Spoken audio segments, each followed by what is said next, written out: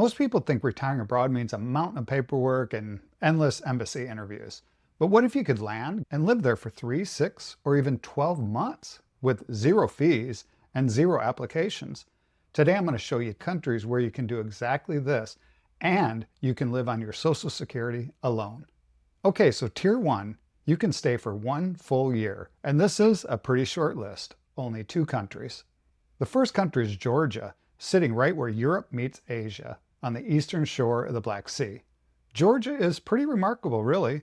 The situation alone is pretty amazing to me, a full year and a great cost of living.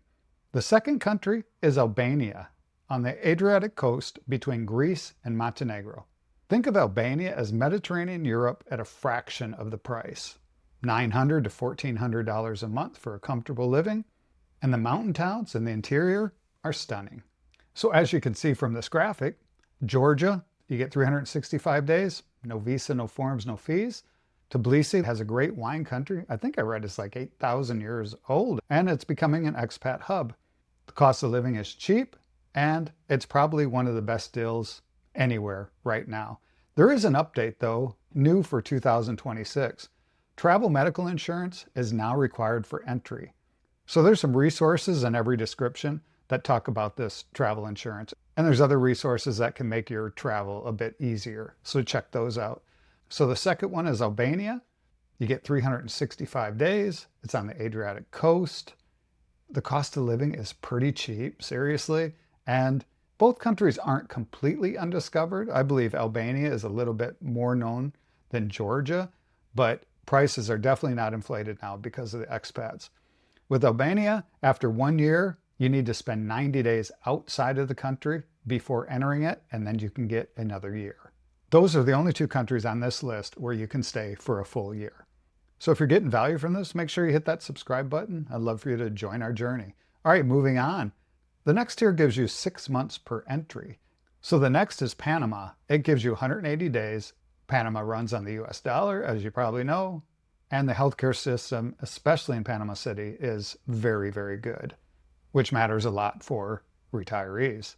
Outside of the capital, towns like Boquete and David are definitely different options with different climates, so you might want to check that out. Last on this list is Mexico. It gives you 180 days. But here's a change that I've noticed in the last year especially. Mexico used to be a place where Americans could simply cross the border every 6 months and come right back in.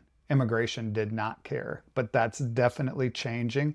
I've read where people will leave and come back in, and the immigration will give them 10 days or 2 weeks or a month. So definitely the 6 months is no longer guaranteed. But you could get 6 months to start with if it's your first visit, and then possibly 6 months again, but I wouldn't count on that in Mexico anymore. So here's a quick graphic that shows countries. Those are very good options.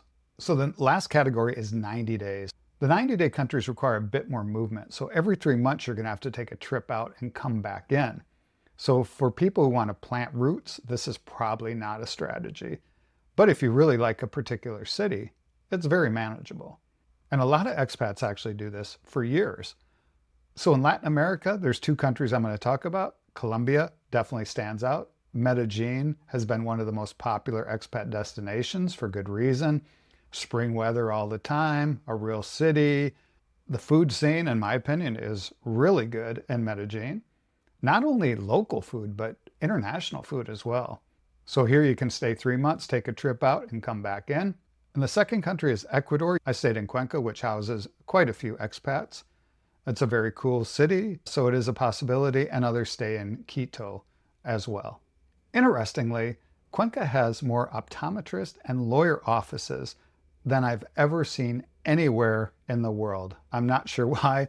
If you've been to Cuenca, let me know why. I'm just not sure. But there's an optometrist and a lawyer every 10 feet in Cuenca. So these are the 2 Latin American countries that give you 90 days. So let's go across the world. Now here's a list of countries that also give you 90 days that are in the Balkans. Serbia, Kosovo, Bosnia, and North Macedonia. And all of these are outside of the Schengen area. So this means that they operate completely independently for immigration purposes. So these cities give you kind of that European feel, and the cost of living is dramatically less than Europe, probably between $600 and $1,200 a month.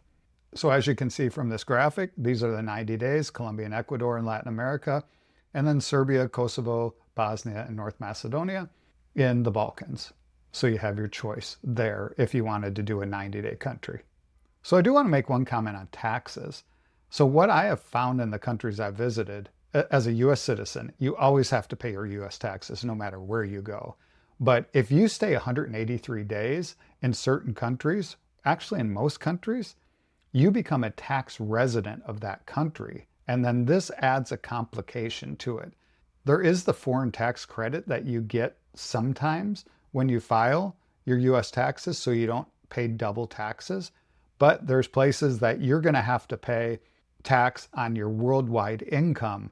So you need to be very careful about spending more than 183 days in a country unless you've checked into the tax situation.